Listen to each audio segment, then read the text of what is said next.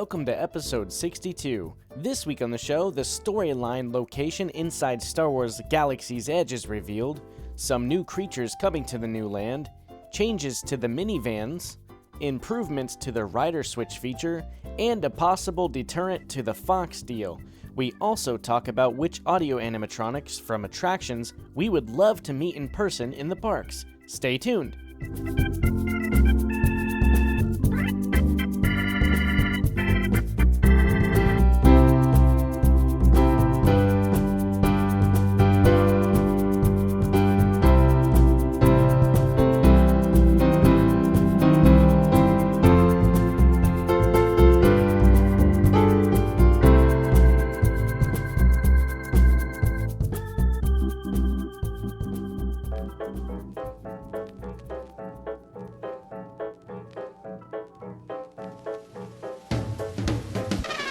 I'm the guy they call Little Mickey Mouse. Got a sweetie down in the chicken house. Need a fat nor skinny, she's a horsey Sweeney. It's my little Minnie Mouse.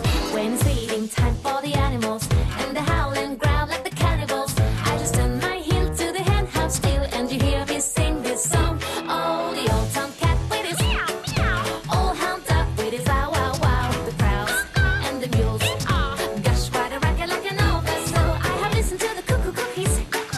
I've heard the rooster cocks do the doo-doo. With the cows and the chickens, they all sound like the dickens when I hear my little meanings. You.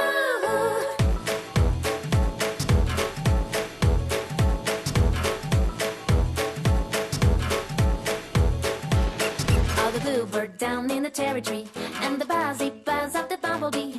If the bells are ringing, whippoorwills are singing, well, they don't mean much to me. For my heart is down in the chicken house, where I long to be with my Minnie Mouse, and I meet her there with the fragrance spray. I sing to her this melody. Oh, the old tomcat with his meow meow, all hound up with his bow wow wow. The cows and the mules, gosh, what a racket like an opera. So I have listened to the cuckoo cookies, and I've heard the rooster cockies do the doo doo. With the cows and the chickens, they all sound like the dickens when I hear my little meanings. You.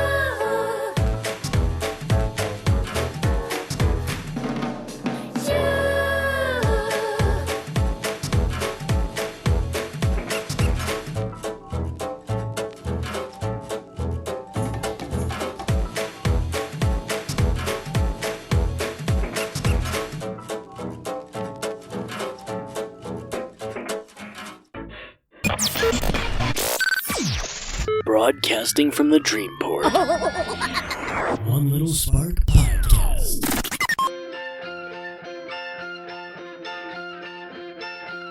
Welcome to the show that brings you the latest Disney news, rumors, and opinions, immersive in-park audio, ride-throughs and happenings, and interviews, attraction histories, and fun top 10 lists. Your one stop for all things Disney. One Little Spark Podcast. And now your hosts, Rich and Joey.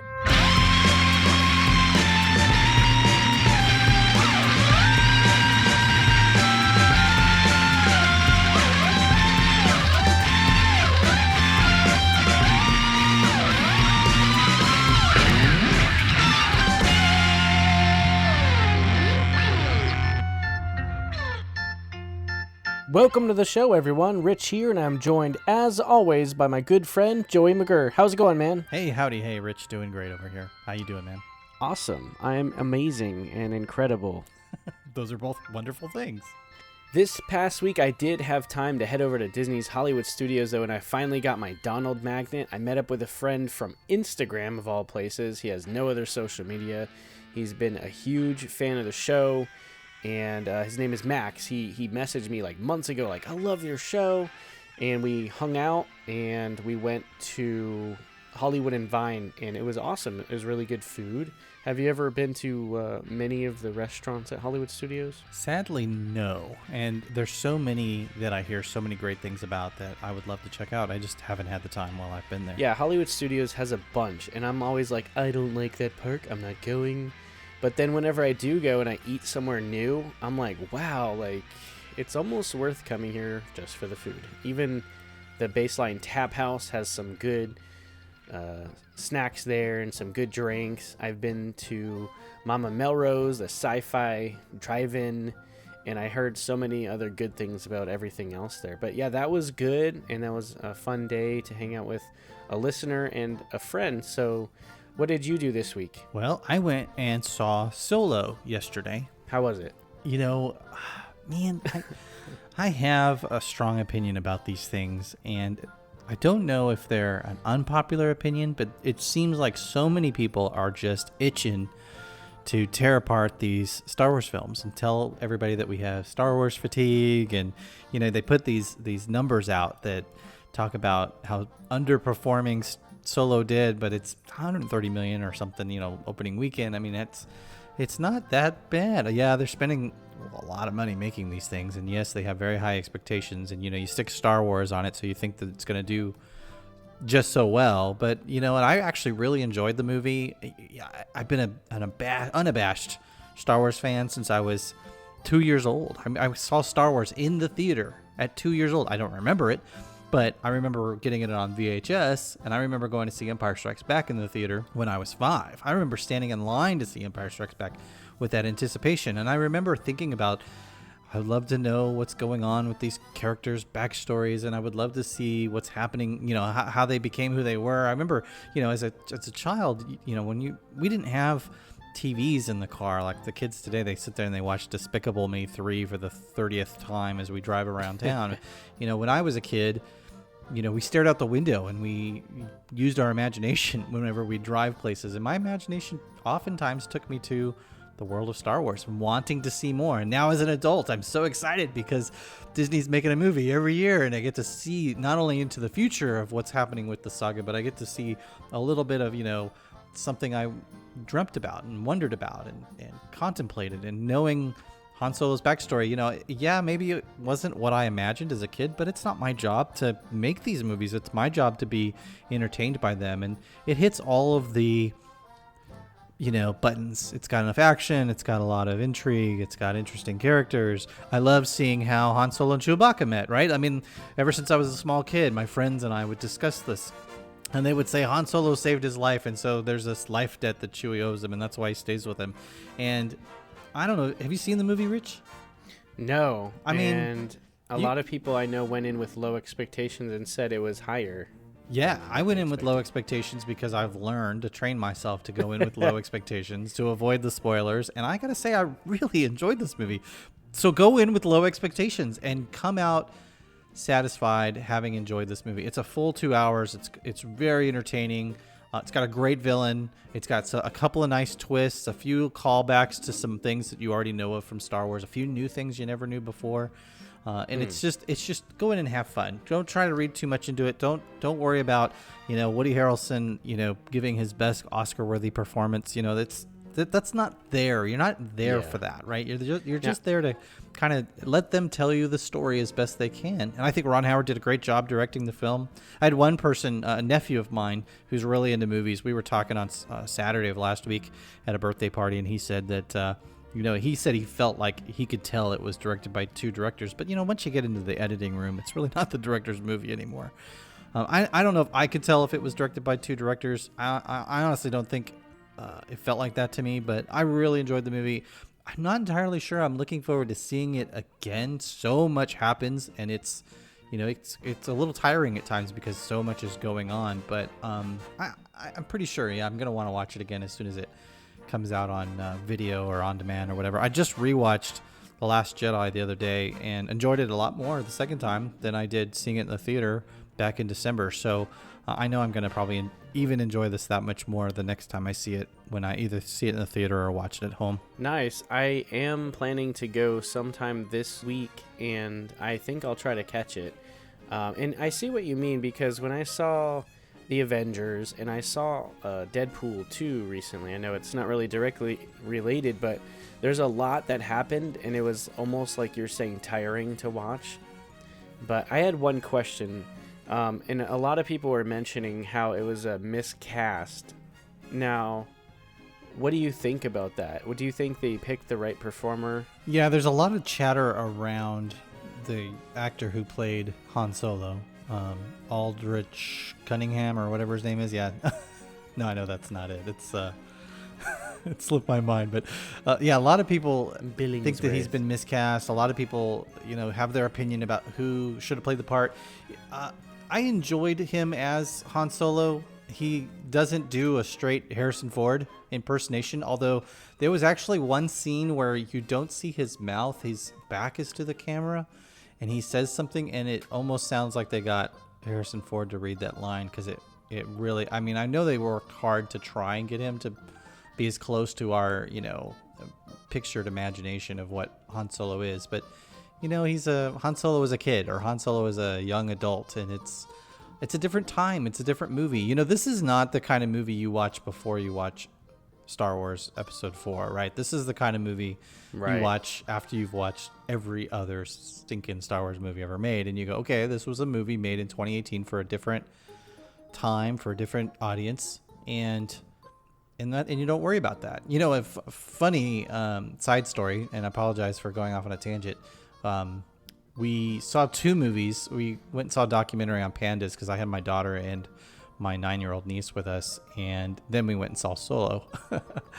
The documentary we saw at the IMAX, the Solo we saw at the regular theater near our house, and which is really unusual to go see 2 movies in the same day. We just happened to be at the museum where the IMAX is at, and went and saw a movie for free. And I asked my 9-year-old niece which movie she liked better, and of course she screamed out Pandas. So the movie's definitely for 13-year-old, 12-year-old boys. It's not for 9-year-old girls, but in a sense it's for 43-year-old men too, because I gotta say I enjoyed it more than the Panda movie, although it was pretty good too. Nice. Yeah, so I really do want to see it. I hope that I get a chance to see it hopefully this week, and we have a brand new theater, one of those that's like you're in a recliner and they have beer and food, but real food, not $14 popcorns and stuff like that. And I hope that I get to check it out in that theater. So what else have you done this week? Well, school's got out, so it's been summer break, and so we've been trying to find ways to entertain the kid while actually getting any work done. So every day's been kind of a real different and a bit of a juggling act, so it's all sort of run together. We did actually go and volunteer the other day at a food pantry, which was great. If you get a chance to get out in your community and do some volunteer work, I can't tell you how rich and rewarding that was. We were able to help some individuals in the community. There were about 200 cars that came through with people who just don't have any way to feed themselves through the week. And we'd taken food from the grocery stores that they can't sell, but it's still edible and good. They'd shipped it to the food pantry, and we rebagged it into smaller portions and then handed it out to these 200 cars just as they drove by.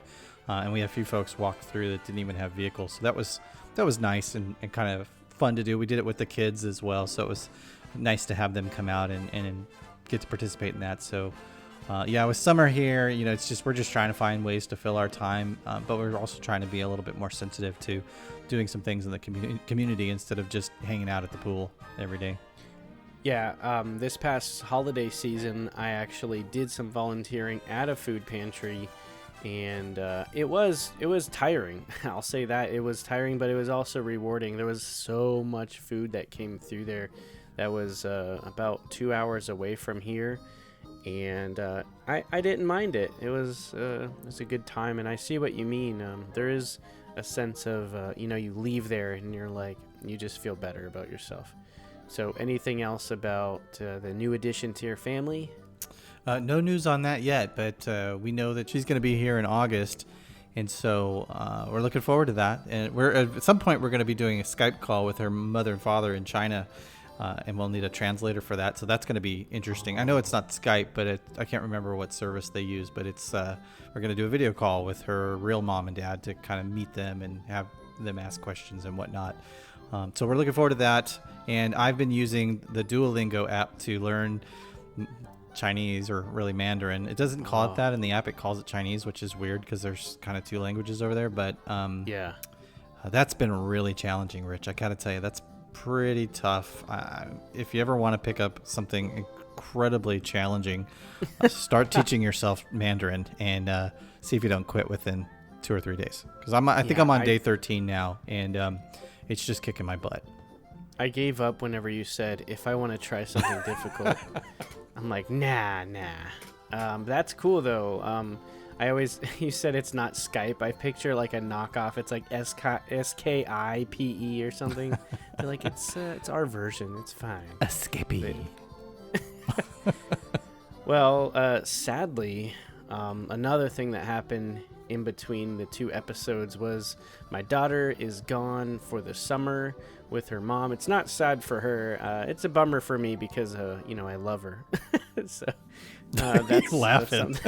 That's nah, I'm just laughing at my own jokes. It's funny. Yeah. Anyway, what I was gonna say is it's a lot of fun for her. She's visiting with her mom and her sister, and there's so much activity planned for them, and they're gonna have a lot of fun. But on the other hand, it leaves me with a lot of free time when I have free time to actually go and do stuff that I'd like to do that I don't normally do or can't do when she's here, like, go enjoy some restaurants that maybe aren't appropriate for kids at the parks, that serve a lot of alcohol, or they're too rowdy, or it's just too late at night. Like I wouldn't really bring her to the Edison, for instance, but that's something that I've been wanting to do that just, it's hard to get out there. So that's this whole summer. So hopefully I'll be able to report back to the show on some places I've been to and visited and experienced during the summer. So that's something that happened. Well, I'm sorry that Amelia's gone to her mom's, but maybe we could, not we, obviously you, because I'm not in Central Florida, but you could have some meetups at some of these places like the Edison or the Tap House or something with some of our listeners so they can come and hang out with you and you can enjoy some of those adult beverages while you can. Yeah, recently I posted a link to the Drinking Around the World episode, and it just reminded me of how much fun we have at those events. And they are a lot of fun. Right now, it's kind of hard to plan something set in stone, but something I could possibly do is like, hey, in a couple days, we can meet up here at this place, but it wouldn't be a massive meetup like we've done before. And I mean, those were just, some of them were chaotic, like where 250 people showed up, and we do have a massive photo, and that was after 100 people left. So it's just, it's crazy how cool people are and how interactive people are. And I love meeting new friends and new people and new listeners. So it's a lot of fun. I definitely do want to do some of that stuff. Awesome.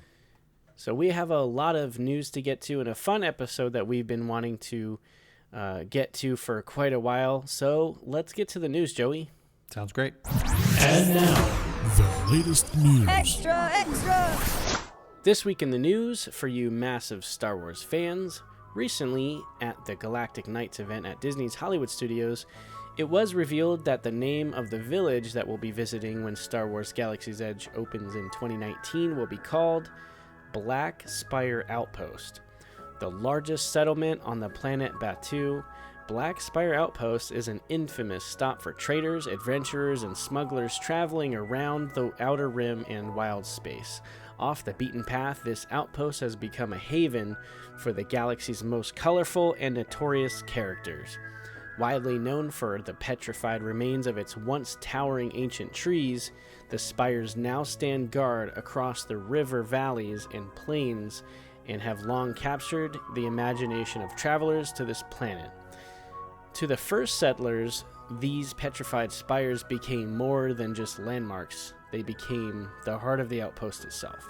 So we chatted about this before we started recording about how Disney loves long names. And it's kind of funny how we already know that guests are going to be confused. They're like, all right, I'm looking for the Star Wars land. And they're like, are you talking about Star Wars Galaxy's Edge over on the planet Batuu at the Black Spire Outpost? Or what are you talking about? That Disney's Hollywood Studios? Walt Disney World, Florida? It's like 19. Kissimmee, Florida. Yeah. Ugh. United States. Northern Hemisphere. There's guaranteed going to be confused guests. Like, I'm looking for Black Spire Outpost. Is that near Batuu or in it or around it? Or is it near Galaxy's Edge? Or is it on the Disney's Hollywood Studios map? I don't know. Yeah. You know what it makes me think of, Rich, is when my nieces and nephews have to educate me on the timeline for Star Wars. So they'll say things like, Rogue One was before Luke Skywalker, but not like before him, but like before his story, and like, but The Empire Strikes Back was sort of after that, but before Return of the Jedi. And I'm like, yeah, okay, you don't have to explain this to me. I grew up watching these movies, kid. But yeah, I can kind of get a sense of people looking at the map and they're like, how many names are they gonna squeeze into the map? I imagine it's probably just gonna say Star Wars Galaxy's Edge on the map, but for super nerds like you and me, we're gonna want to know that it's on the planet Batu, and it's the Black Spire Outpost. But I have a feeling that a lot of normal people are probably just gonna roll their eyes at this kind of stuff when we talk about it. Yeah.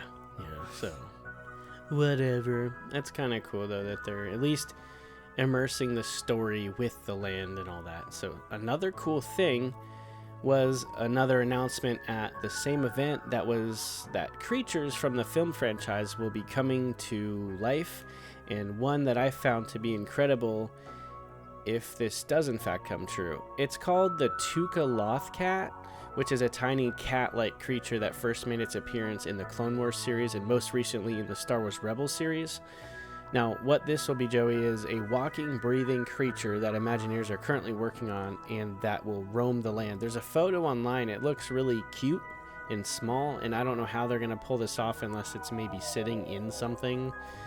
But I wonder if this is the money going to this is where they took it from the talking Mickey over at the Magic Kingdom. Yeah, the Dancing Groot meet and greet had to go so we can make room for the, what is it, a Toka Lothcat?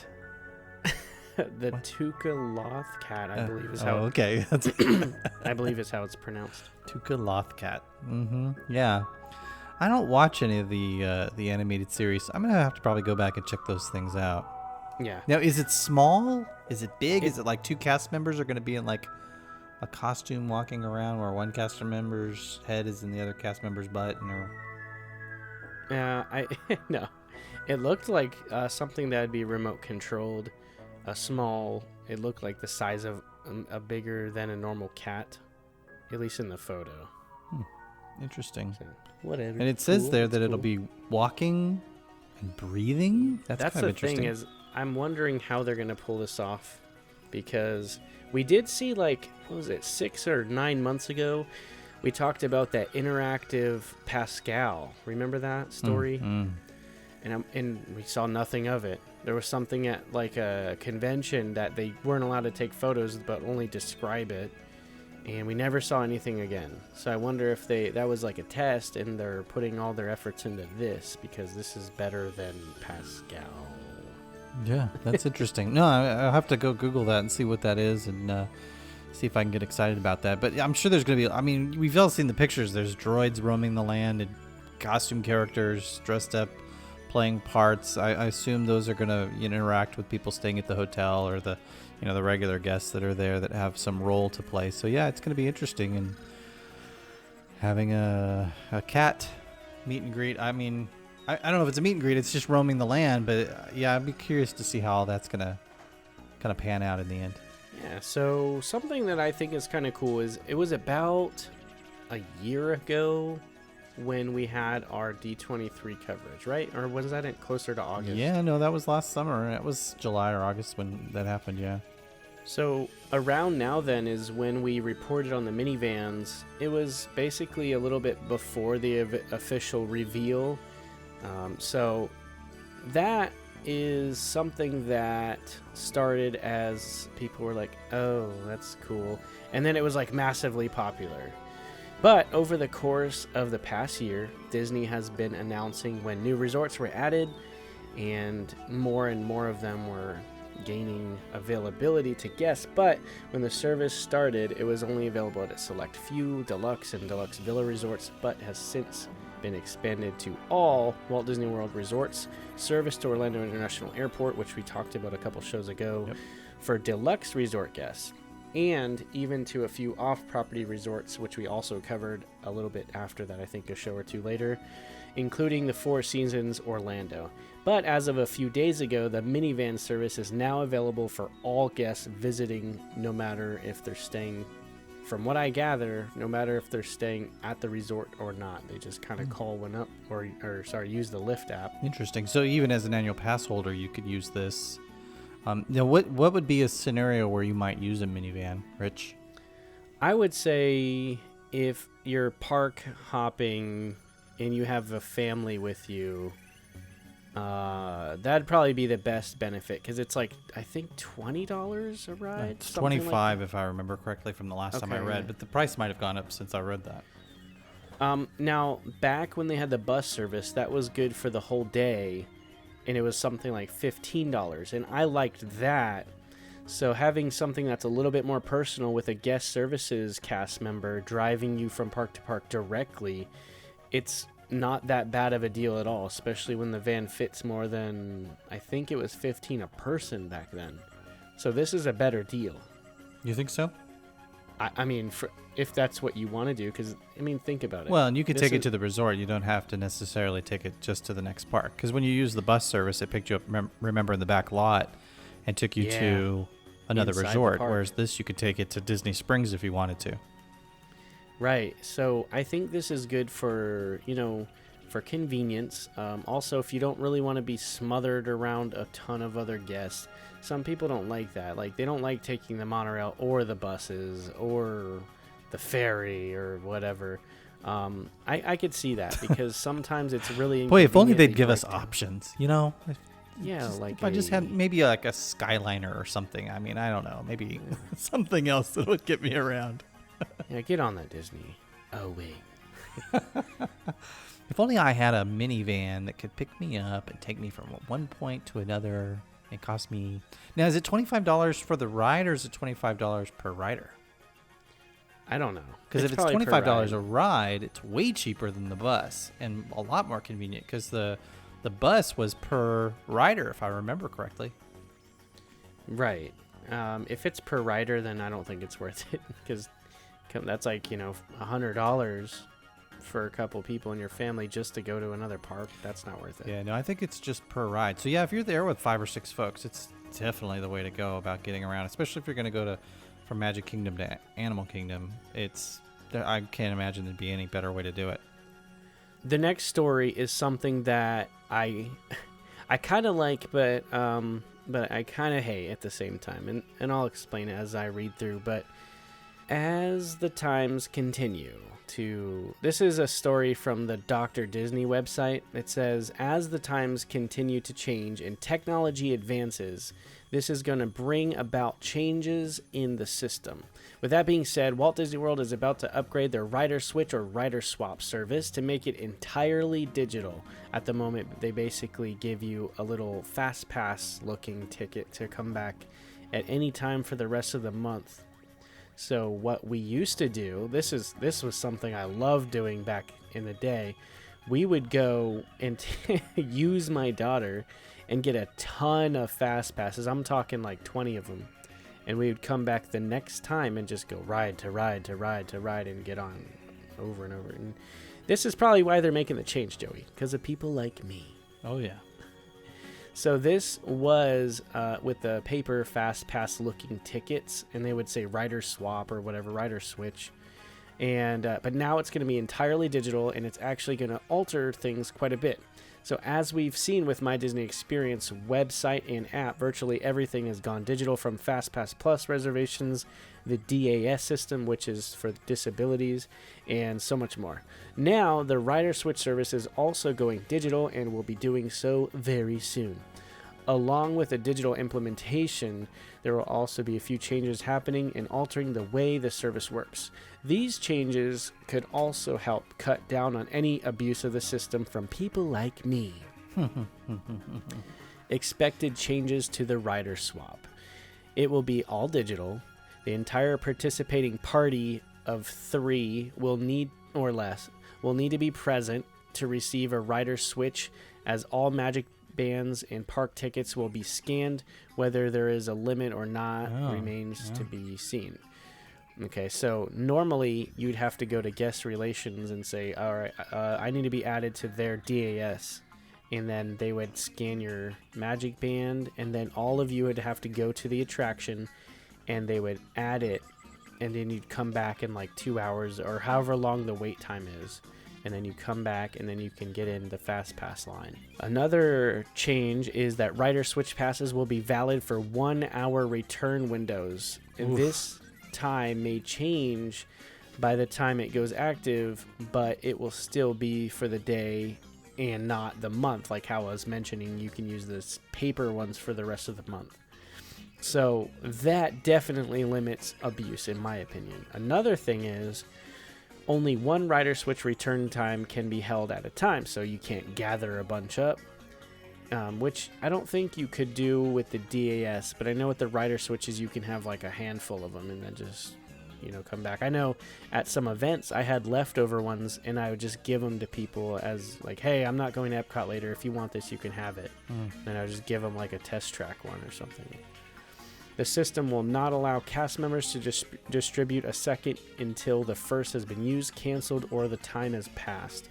All paper forms of rider switch passes will be going away entirely and not accepted after the system begins. Cast members have been advised to deny them if presented. These changes to the rider switch and swap service are set to begin at Walt Disney World at or around June 19th, so that's coming up soon. Yeah, that's coming up real soon. I think that along with how they made some changes recently with My Disney Experience, you can't, make fast passes for your entire friend list and then change them over to you, that you can't do that anymore. And this is something that's kind of the same where you can't scam the system. And this, do you think, will help lines a lot better than, because people were scamming it before? Do you think this is going to really, really affect I don't think there were that many people flow? really taking advantage of rider swap, but you have to admit that we knew this was coming. Yeah. With the, it just seemed unusual for them to have a paper return pass for as long as they did. I'm surprised they didn't implement this sooner. Because they just started eliminating everything when it came to using a paper fast pass or any kind of paper system. Although they still now, if you're on a ride that breaks down, they'll give you a paper fast pass, but usually it's kind of a, an anything goes kind of fast pass, not specific to an attraction. And I think the return window is unusual.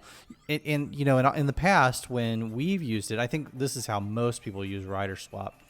We've used it pretty extensively on trips to both the West Coast and to Orlando, and we usually will redeem it right then, right? Unlike annual pass holders who are going to hold on to it perhaps and use it in a week or in the next couple of days. We're at the parks for a week anyway, and we're going to be in that area. We're going to be in Tomorrowland anyway, so we're going to use rider swap on Space Mountain. Pretty much the group is just going to get back in line as soon as the first group comes out, and the second group's going to go in and ride the ride. We like to combine them with fast passes anyway, so the first group isn't really waiting. They're going down there pretty quick riding, and then the second group's going, and so we're not using a whole lot of time. But it's nice because the older kids usually will get to ride multiple times, so we try to take advantage of it whenever we can. But I don't think there's that many people already taking advantage of the system, so I don't think you're not gonna see a difference come June 19th with the impact to lines. It's not like all of a sudden, oh wow, we're just walking on because people aren't taking advantage of rider swap anymore. I'm surprised it took them this long to implement it. But yeah, it's unfortunate for you. Well, your daughter's older, or a little older. She's still small enough that you can use it on some rides, right? Yeah, like the coasters and things. But imagine though, right when they implement this, all the wait times are like 15 minutes. We've been I would love to screwing see them that. over That would be great. so long. Yeah, no, I think you're right. I think, but there's that group out there that does it enough to where they're like, this needs to stop. But you're right though. How much money have they been spending? I know it's probably small in the eyes of Disney, who buys multi-billion-dollar other companies.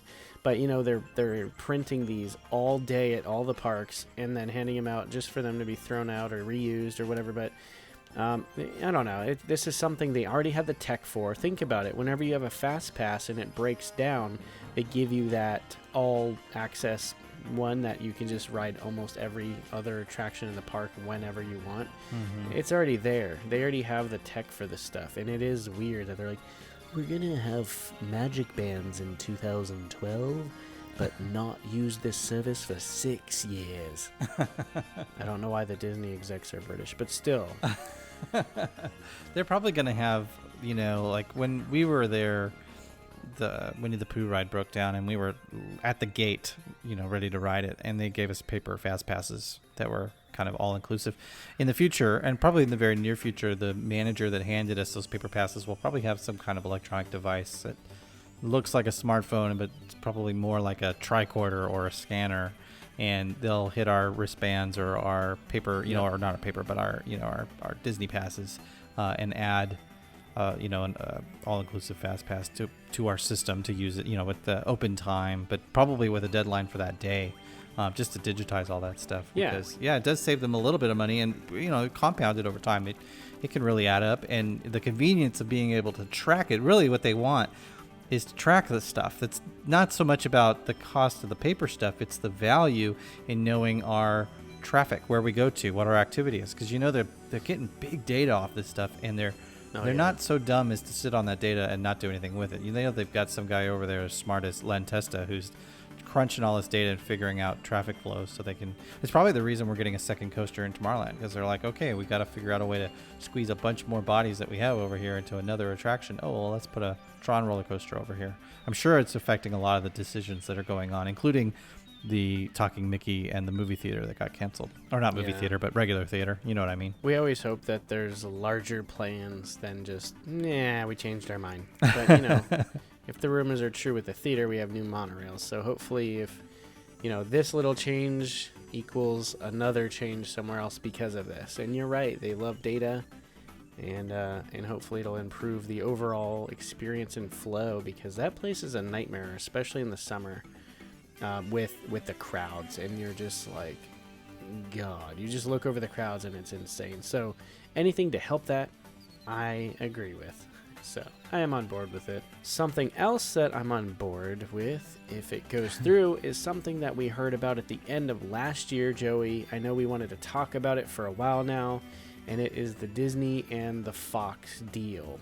We mentioned wanting to have an entire episode dedicated to all of the possibilities if this comes to fruition.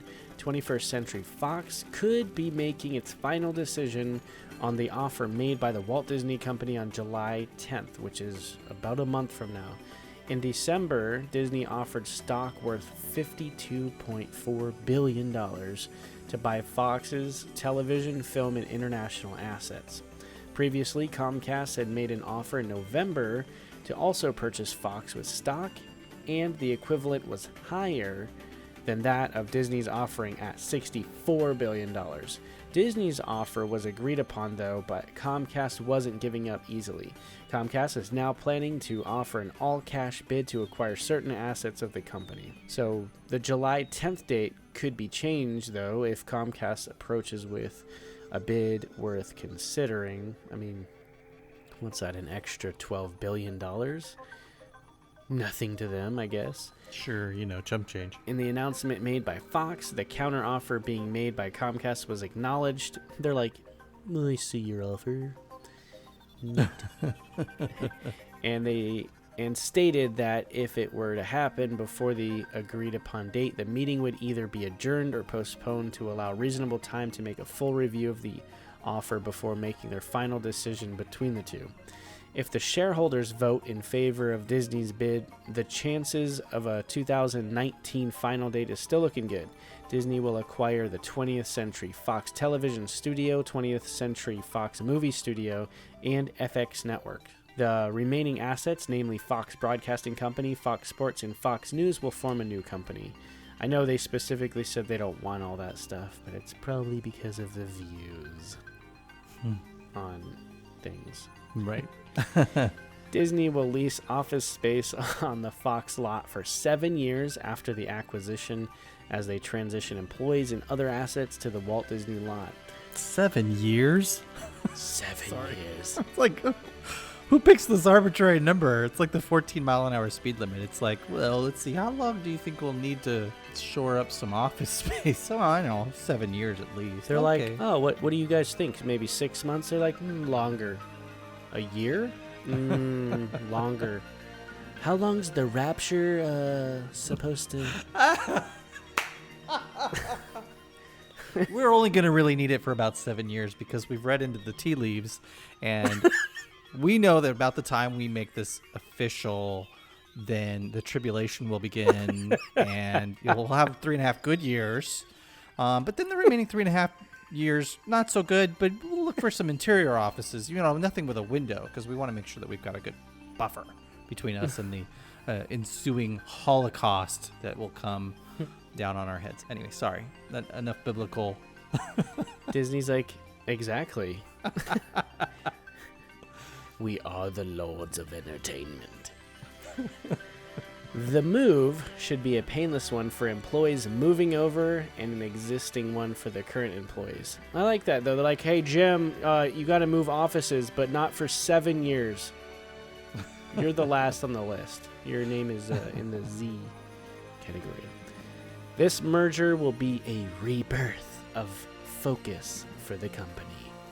I mean, that is a major asset, though. They have so much to gain from taking Fox, so Disney better either up their offer or just somehow get rid of the Comcast equation.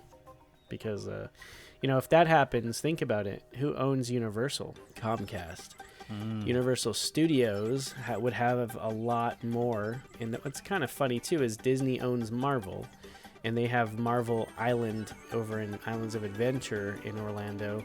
And then if, say, Comcast got Fox, which owns Avatar over in Animal Kingdom, they'd be like, stalemate. Stalemate. So anyway, what do you think about all this? It's exhausting. I really I just want them to buy them so that we can get our next X-Files movie made, I mean, so we can bring in Deadpool into the MCU, you know what I'm saying? You can meet Deadpool at the Magic Kingdom. He fits right in. Sort of. Not really at all. Oh, man. So, anyway, there's a lot, and I think it's just a long process, and I don't know when we'll actually hear the final answer, besides hopefully on July 10th, maybe. So last in the news, and this will tie into this episode's main topic, but Red, the controversial reboot of the famed redhead character from Pirates of the Caribbean, made her walk-around debut at Disneyland's New Orleans Square this past Friday, June 8th. The premiere coincides with the reopening of the ride, where the red-headed pirate takes on the role of the auctioneer, selling goods and livestock plundered from the townsfolk, replacing the previous take a wench for a bride scene. So I think that's pretty cool, and of course Disneyland gets all of the fun stuff and churros. But that's pretty cool that they have that as a meet and greet. I kind of wish we had stuff like that here, but that's kind of what we're going to talk about today. So what do you think about them taking this character from what was just an animatronic and bringing it into a meet and greet opportunity? I think it's great. I think that, we see things like this from time to time. Were you on the conversation that I saw earlier about there's a petition to bring Flick back to Animal Kingdom? I mean, people want to meet these characters, and even if it's an obscure character from an attraction that has a character that was never in any of the movies, that really wasn't the character any of us grew up with, but now you can stand next to her and take your picture. I mean, I guess maybe it seems like they're kind of reaching, but I don't know. It seems kind of cool, too. And people love that experiential part of going to Disney. I mean, we pose with the mayor of Main Street, of all things. He's not even the mayor of a town. He's the mayor of a street. And, yeah.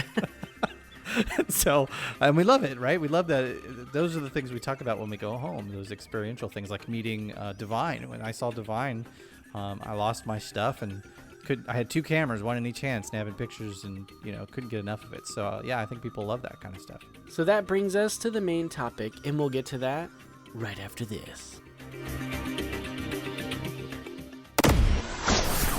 Oh, hello there. Do you want to connect with our show? Find us online at onelittlesparkpodcast.com. Hello. And on social media by searching for One Little Spark Podcast.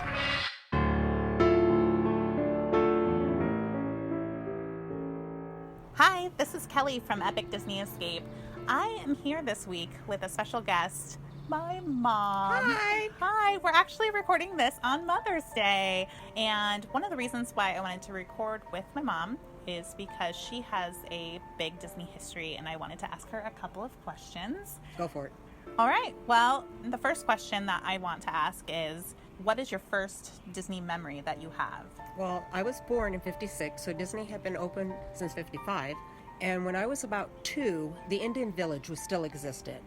I danced with the Native Americans. I myself am part Native American, and it was really thrilling, and I have pictures of dancing with the Native Americans. That's really cool. That's awesome. And obviously they don't have that at Disneyland anymore. That is correct.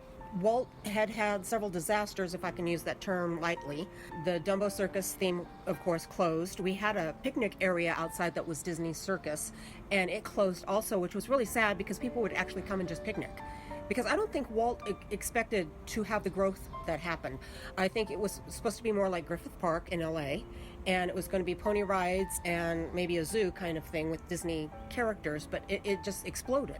All right. Well, the next question is, for those who don't know, both of my parents worked at Disneyland, so these next questions are about that. Mom, yes. When did you work at Disneyland? Oh gosh, in 1975 I had toured Europe with a singing group. I had been in theater and stuff my whole life. Let's go there. And they were having auditions for America on Parade. I showed up at this total catcall at Anaheim Convention Center, and across the crowded room I saw a young man, Danny, that I used to dance with, so we knew each other well, and we performed together, and we were selected to be in America on Parade.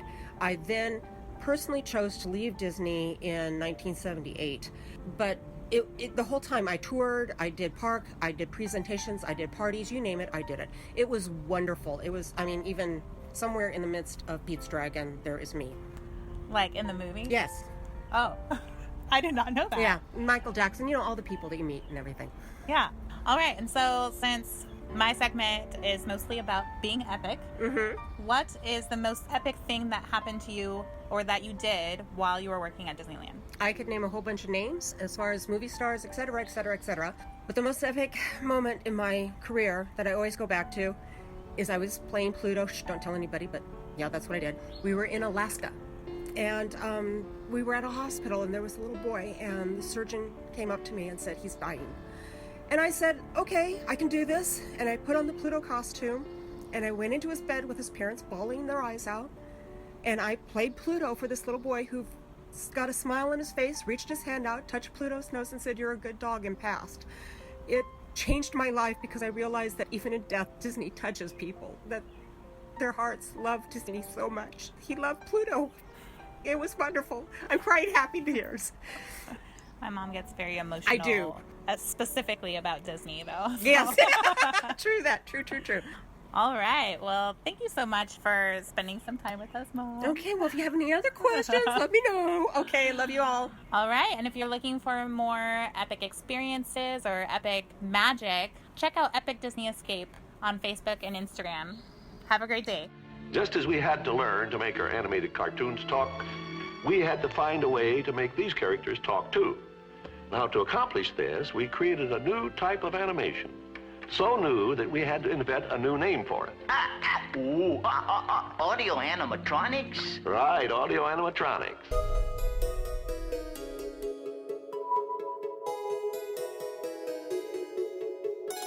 This week on the show, Joey and I thought it would be a lot of fun to explore a fun idea that came from a recent story about Red, or more commonly known as the Redhead from the Pirates of the Caribbean attraction, that's being made available to guests for meet and greet recently at Disneyland and hopefully sometime soon at Walt Disney World. But we want to talk about some characters in past or current attractions that are currently in audio animatronic that we would love to have the chance to meet in the parks. We will also talk about some other characters that would be fun to meet, like, characters that aren't necessarily the animatronics, but, of the lore or the fame of the attraction. So we'll go around from park to park, starting with the Magic Kingdom and go from land to land, I guess. Sure. So let's do what we did on the last episode and go clockwise, because we know how to read time. Unlike I know Gabe. you're listening, Gabe. LOL. So something that I thought of when I very first thought of this segment was the Orange Bird. Now, I Googled Orange Bird Meet and Greet Magic Kingdom, and there's quite a few photos from the 70s and 80s. So they had this costume, and it looked great back then. So either this is somewhere backstage or they got rid of it, but they definitely could bring it back. And I know it has a good following ever since they reintroduced the character back into the sign only a few years ago, as well as the merchandise most recently from Flower and Garden Festival over at Epcot. With that, though, that's pretty cool that, you know, people still love Orange Bird. They have a lot of stuff like at the dress shop in Disney Springs, and during Dapper Day, there was like an overabundant amount of people with that character on their outfit. So what do you think about the Orange Bird coming back, even if it's like here and there? The thing is the Orange Bird is not an animated animatronic character in anything, but I'm all for it. I think it'd be great. I wonder if kids would be confused. I mean, I think the older folks who know of the Orange Bird might be excited about that, but I think kids would be like, okay. I mean, kids are pretty excited to pose with anything, I guess, but there might be a certain age where that gets stopped and they're kind of like asking questions. I know my 10-year-old would be like, well, who's the bird? Yeah, they'd have to do a little bit of promotion or reincorporating it into more things so you see them all over the place. Because if you think about it, unless you've seen Pinocchio, you don't know who Jiminy Cricket is. That's true. But he he's does kind sing, of, you know, When You Wish Upon a Star, so... Yeah, it's true. But you might not know that. You might know the song, but, you know, it's all over Walt Disney World. And there's a fun fact that the reason why Tinkerbell and Jiminy Cricket are predominant over here at Walt Disney World is because they were in the mindset of, if this fails, at least Mickey Mouse wasn't the character that failed along with it. So they threw in Jiminy Cricket and Tinkerbell. Nice. Yeah. They had a meeting. Who can we throw under the bus if this whole thing falls to pieces? You're expendable. I never really liked that little pixie at the Peter Pan movie. She has wide hips. She can't fit through the keyhole. She's a little full of herself. Yeah, what about that cricket? I always wanted to stuff him under my shoe. Okay, and then obviously I think the next one would be Red from Pirates, because it's always been something that when you ride that attraction in the past, when you rode it in the past, you kind of yell that out loud, "We wants the redhead," along with the characters, and now I've seen her ride through and it's uneventful there. She just yells random things and it's just kind of nothing memorable. Yeah. So, but I think it would still be kind of fun, especially because whenever we had Holly and Peter on, they were saying how this character and this change will bring the little kids and the little girls are like, I want to be a pirate, and that's like kind of their role model to now dress up as, and the boys can be Jack. Yeah, because they already have Jack there. So basically he's this animatronic that is kind of brought to life, because to a lot of kids that are too young to see the Pirates of the Caribbean movie, their knowledge of Jack Sparrow is seeing him in the attraction. Mm-hmm. I mean, my daughter's never seen any of the Pirates of the Caribbean movies, but when the last one came out last summer, she knew who Jack Sparrow was. She even recognized him when they showed the young Jack Sparrow in the commercial, because she'd seen him on the attraction. Mm-hmm. A little meta for you. You know what I would love to see, and we skipped over the Jungle Cruise, but you know, if they had like I don't know, a crocodile or a hippo. You mean like at Animal Kingdom? Oh yeah, well, I mean, but you know, I mean, it's Jungle Cruise, so why couldn't you have it? What there? about Trader Sam instead? Oh, that'd be pretty cool. I would totally get a picture with Trader Sam. That would be fantastic.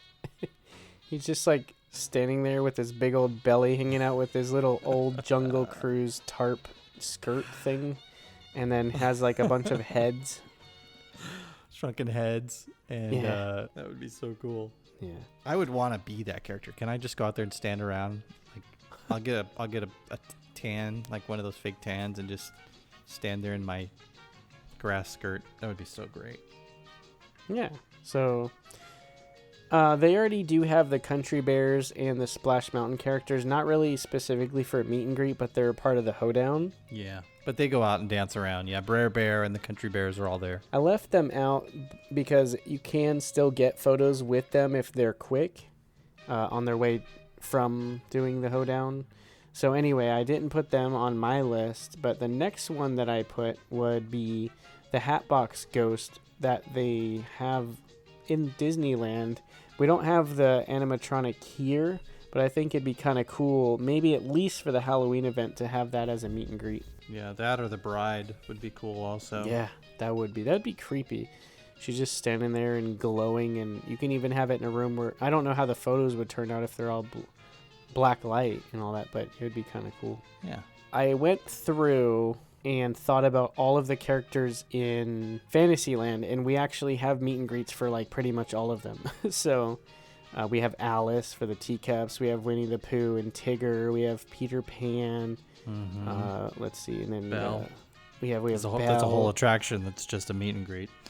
Gaston, Beast Ariel. is in Be Our Guest, Ariel, yeah, so they all have a meet and greet.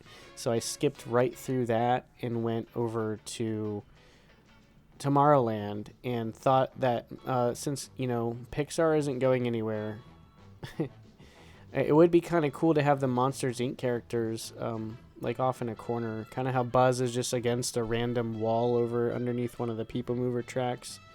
Having them maybe at least Mike Wazowski would be cool. Yeah. Or maybe one of the monsters from the show that's like unique to that attraction would be kind of cool to meet. That would be hard to do, but that would be really cool. I would love that. Even if it was a photo pass magic shot, it would be pretty neat. But getting to kind of meet them and pose with them, I mean, they could do Sully really easily. Mm-hmm. I've seen Sully as a character. They have it over at DCA, right? I'm pretty sure, yeah. I don't know when I saw it or where I saw it, but yeah, I know I've seen it before. And then last for Tomorrowland that I thought of was bringing back Push, the trash can that would interact with guests. It's not really animatronic, but it's an old interactive thing that was a lot of fun. I watched so many videos. I never got to actually interact with it or watch it in person. At least I don't remember. Yeah, So, what about the family from the Carousel of Progress? I did think about that, but then it would just be like a random guy wearing like a vest standing there. And then It'd be cool is if they could give like some skinny actor like a C-3PO, type, not C-3PO, but like actually get like a plastic It's creepy. head and plastic hands. And a Niagara Falls. Put him in the same clothes. And Yeah. He has a Niagara Falls fan, a hand fan. Yeah, that would be so awesome. I did think about that, and it's kind of creepy. Yeah. And otherwise, Tomorrowland doesn't really have much else. There's not really much Tron meet and greets that you can do. Stitch still has a meet and greet, even though his ride is now closed. And that's pretty much it. That's it for the Magic Kingdom. They don't. There's a ton of meet and greets there. We did all of them in one day. It took 11 hours. It was like That's 29 incredible. of them. Yeah, it was a lot. You got all the pictures on the Facebook group. They're Yeah. really incredible. It was like 29 characters, and not including the ones you don't actually meet and greet with. Oh my god. That's a lot of people that are, And that was just the Magic Kingdom. Yeah, there's a lot. So moving on over to Epcot. I obviously wish they would bring back the Figment meet and greet, the Dreamfinder meet and greet, which wouldn't make sense unless they added them back to the attraction, and something else that I know they have because they're in another park at the moment is all three of the three Caballeros meeting somewhere near the attraction, or maybe where Donald currently meets in his Mexican garb. But I think that would be fun to meet them over there. They're at Animal Kingdom in like a dance party at the moment, though. It's kind of random, but okay, they're birds. Yeah, they need to change that out with Coco like as soon as possible. That's all I gotta say. Yeah. There's a lot of audio animatronic characters in Spaceship Earth. That would be pretty cool if they did it. If they gave it the same kind of, Carousel of Progress type, thing. But the thing about the redhead is they're going to use a real actress who's, pretty lady who is going to wear the costume and have red hair, maybe a wig. The thing about doing like Carousel of Progress or doing Spaceship Earth animatronics is they would use a real person, and even if they are dressed in the costume, most people are going to be like, who are you? A Phoenician? What? They're not really gonna, You're not wearing many clothes.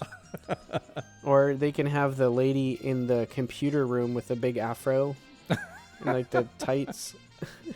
But they might just confuse her for somebody from, I don't know, Beyonce. Philadelphia or something. So why am I taking my picture with you? She reminds me of Beyonce from Austin Powers. Yeah, she does. And then the other guy looks confused across from her, like the little other guy who's short. Yeah, I don't know how Spaceship Earth would... but you know that Guardians are most likely going to have a meet and greet eventually, right? Oh, yeah, you think? Oh, yeah. I think that Future World East is gonna be kind of like... They're going to do the Guardians thing, and then the next thing you know, Mission Space is going down, and it's going to come up with some kind of Doctor Strange thing, and then Test Track's going to go down, and it's going to come up with an Iron Man thing. You just know it's going to happen, and every single one of those are going to have a meet and greet, and a gift shop, and a restaurant, and... See, I love all those movies, but I really hope that doesn't happen ever. And no, if you guys are wondering, these aren't rumors, but man, no, I hope not. Yeah, just go and enjoy it now while you can. Get your park audio because you know it's going to change. I was thinking about the rest of Epcot, and there's nothing really else. I was thinking, he's not an animatronic, but it'd be great if they had, Patrick Warburton's character from Soarin'. From Soarin', I would get my picture with him after the ride. How cool would that be? He's just like wearing the flight attendant suit, just standing there, like with his arms, like his hands down in front of him. Welcome to Soarin'. Soarin' to tower. You're cleared for takeoff. So, and then he just comes up and takes off your Mickey ears. You're gonna need to store those. Store these little beauties. He's that's my second favorite character that Patrick Warburton plays for Disney. So he couldn't do any wrong. So wait, what's his other? Kronk from Emperor's New Groove. Oh, I thought you meant in the park. No, I just mean in general for Disney. That's it for Epcot, really, because you can't really do a Finding Nemo meet and greet, I guess. You have they kind of do one with Crush, right? But it's not you don't get a picture taken or anything. No. You go over to the land, and they're like, here, pose with this plant real quick. Here, it's a carrot. Smile. Oh, God. Moving on to Hollywood Studios. Yeah. Maybe an Indiana Jones meet and greet. Really, the Tower of Terror, you can maybe pose with like a bellhop. And then Rock and Roller Coaster, about that. Aerosmith? Yeah, no.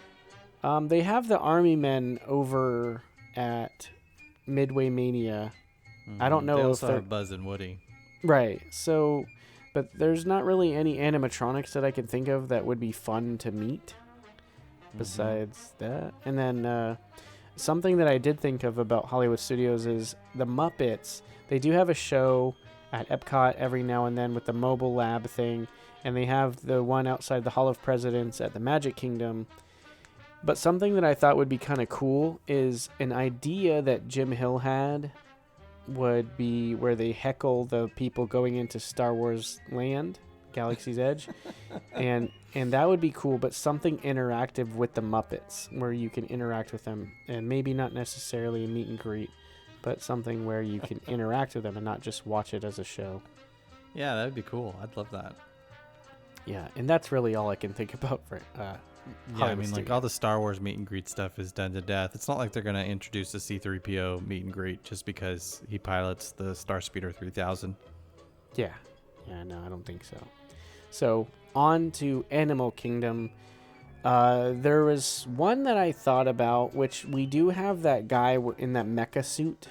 And something I thought about with that, though, is meeting the Na'vi. And I thought that they were talking about having some sort of character walking around, but the Na'vi are like double a human's average height. So I don't know how they would pull that off unless it was some forced perspective type of thing. Yeah, that would be hard to do. I mean, they could, because they'd have to bend where the knee is at. Like if the person was on stilts, that would be like where the ankle is at, and that would be challenging. I mean, they could do it, but it just takes one person in a Na'vi costume to trip on a guest and fall on a baby. And that whole thing's gone south. I mean, they have, I mentioned earlier Divine, but she's got something for her. She does this thing where she like holds herself up with her hands on stilts and then lifts her legs in the air and does all kinds of cool stuff. But she's got, pretty much the option for 4 points of contact, and people they don't take pictures with her, they take pictures of her. So they would probably have to do something like that with the Na'vi. They'd have to keep people at a distance. Yeah. Another one for, speaking of that, is I thought of Timon, because Timon is in the show. Mm-hmm. So they have the costume. Yeah. And that would be fun. He'd probably be hyper and stuff like he is in the show. They have a couple other, he's not really an animatronic, but he's someone that doesn't have a meet and greet. And they have other meet and greets, but other than that, let's see, the Yeti. The Yeti meet and greet. Yeah, that would be awesome. The largest meet and greet ever. I think that Joe Rohde would probably not go for that. Yeah. No. He'd be like, look, we build all this fear. We're not going to have people get its autograph at the end of the ride. Mm-hmm. And then again with Nemo, probably not. And they have like a dinosaur statue that a lot of people get their pictures taken in front of, right at the end of at the beginning of Dinosaur as you're heading in. Yeah, but that's just like scenic. So there's not, I guess you could do Dinosaur, but other than that, that's pretty much it for animatronics, because there's a lot of the characters have them, but there's a lot of the animatronics that would be fun to meet. So that's the list that I came up with. Is there anything else that you thought of while we were talking about it, or we missed? Well, we didn't mention the bugs from Bug's Life from It's Tough to Be a Bug. Yeah, because they had Flick, but it would be cool to meet Hopper. Mm-hmm. Yep. And they had the princess, what's her name, from the movie as well. Oh, yeah. She comes out every now and then, I think. Yeah, so they have the two of them. And I know they have some of the other characters. They have, like, the characters from Up, and they have Baloo and King Louie. And, on occasion, I think they rotate through that stuff. Obviously, they have Mickey and Minnie, but there's not a whole lot of audio animatronics in Animal Kingdom. No. When you think about it. There's very little. And I think that kind of speaks to the what the park is at its heart. Is it's trying to be more natural and less artificial, which would be the audio animatronic thing. But yeah, no, I'm not really thinking of much more other than that. I mean, there's a few, like you said, like bring back Figment as a meet and greet would be great. By the way, I love the picture that you posted online of Figment getting Thanos'd, where he was dissolving away. That was pretty brilliant. If you guys haven't seen that yet, go find it on Facebook. Rich basically took a picture of the costume character of Figment and had him dissolving it like the characters at the end of Avengers Infinity War. Spoiler alert. Spoiler alert. I know. Every character in the movie. So if you haven't seen it, go watch it and then go look at Rich's picture and you'll love it. But yeah, there just isn't a lot of audio animatronic. And I think maybe that's a direction they might be going. More screen projected, less audio animatronic. It seems like, if you think about like the Nemo ride, if you think about the upcoming Ratatouille ride, I don't know if you've seen the ride footage of that from Paris, but there's no like three-dimensional plastic Remy that is running around. It's all screen projections with 3D glasses, so it's kind of interesting. Monsters Inc. is another example where it's not really animatronic anymore. It's really more screens and animation in that respect, as opposed to robots animating. But they did, the Na'vi, which we saw recently, a behind-the-scenes video of the work they did on the shaman for the river ride. That was actually really incredible to see and to hear the Imagineers talk about their passion for working on that. So maybe the audio animatronic isn't totally dead, but it seems like there's a lot less of it going into the newer attractions. Mm-hmm. Obviously, Frozen had animatronics, and Seven Dwarfs Mine Train has the dwarves, which I don't know. Did we bring up the dwarves when we were talking about Fantasyland? No, they have them now and then for the Halloween party, the meet and greets. But yeah, no, I can't think of any more. I think we covered them all, Rich. Nice. So what do you guys think? Is there anything that we missed, or is there anything that we said that you're absolutely excited if it would come true? Let us know on social media, and if you're not already a part of it, head over to Facebook, Instagram, and Twitter and look for One Little Spark Podcast. I also want to mention, and it kind of goes unnoticed, because we don't really ever talk about it, but we are also on YouTube. The podcast gets automatically uploaded there every time we release a show. So if that's something that you'd like to do, I know that I have the YouTube Red, so I can listen to music in my car over my phone without it locking and stopping the audio. So if you want to listen to the show via YouTube, you can as well. So do whatever you want and let us know on social media. I hope you guys enjoy the show, and we'll see you next time. That's it for this episode. Thanks to Michael Pitcher for the show music. Music by the Disney Company, Disney Cat, and other copyright holders. To find us on social media, search for One Little Spark Podcast on Facebook, Twitter, Instagram, and YouTube. For show notes, pictures, and more, check out onelittlesparkpodcast.com. Thanks for listening this week, and just remember, tomorrow is just a dream away.